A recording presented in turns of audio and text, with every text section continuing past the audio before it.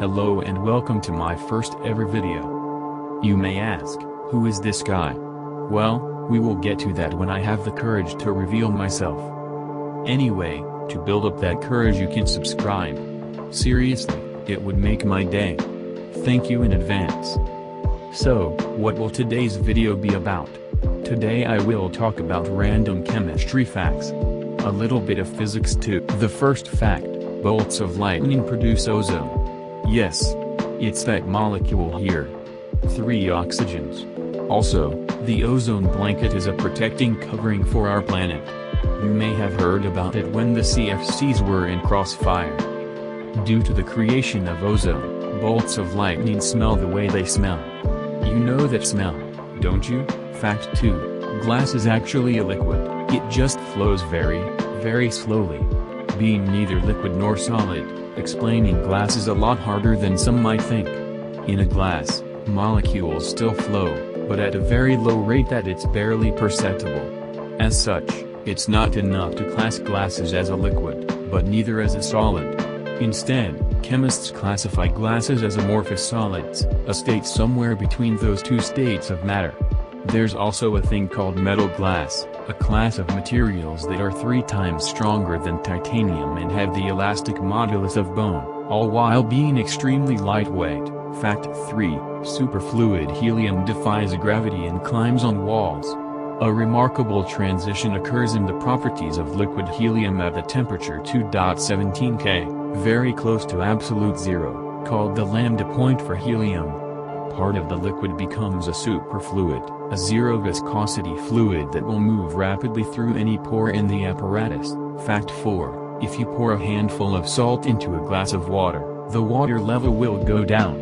When you step inside a bathtub, the water level will immediately go up, per Archimedes' law. But when you add a volume of sodium chloride, salt, to a volume of water, the overall volume actually decreases by up to 2%.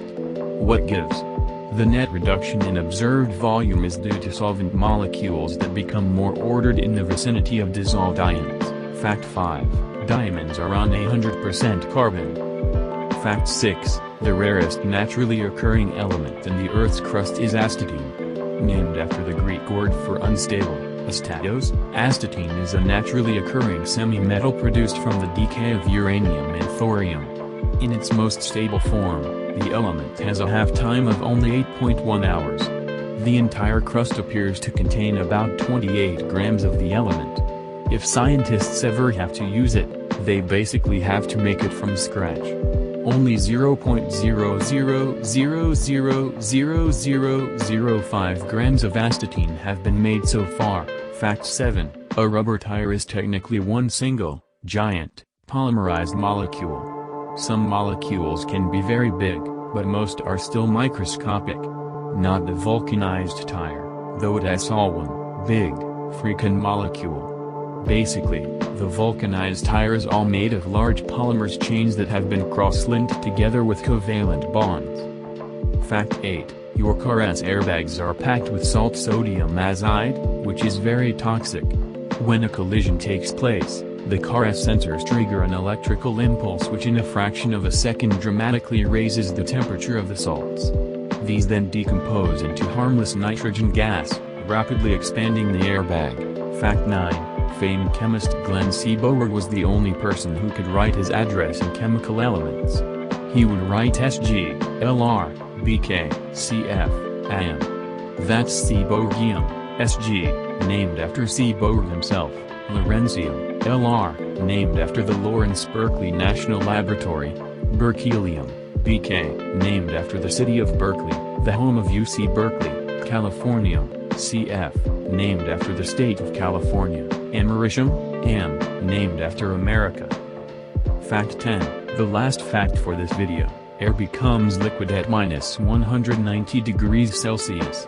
Yes, I know this sounds even crazier than anything else. But it is true. Commonly, matter appears in one of the 4 states, solid, liquid, gas and plasma. The air we all breathe is gaseous, but like any kind of matter, it can change its state when subjected to a certain temperatures and pressure. Air is a mixture of nitrogen, oxygen, and other gases. The gas can be liquefied by compression and cooling to extremely low temperatures. Under normal atmospheric pressure, air has to be cooled to -200 degrees Celsius, and under high pressure, typically 200 atmospheres, to -141 degrees Celsius to convert into liquid. Liquid air is used commercially for freezing other substances and especially as an intermediate step in the production of nitrogen, oxygen, and argon and other inert gases. Thank you for watching my video. Like I said in the beginning, I would love it if you subscribe. I will upload every week, so if you like this type of content, leave a like. I will write a comment named dislike, and like it if you dislike the video. Thanks again for watching and have a beautiful day.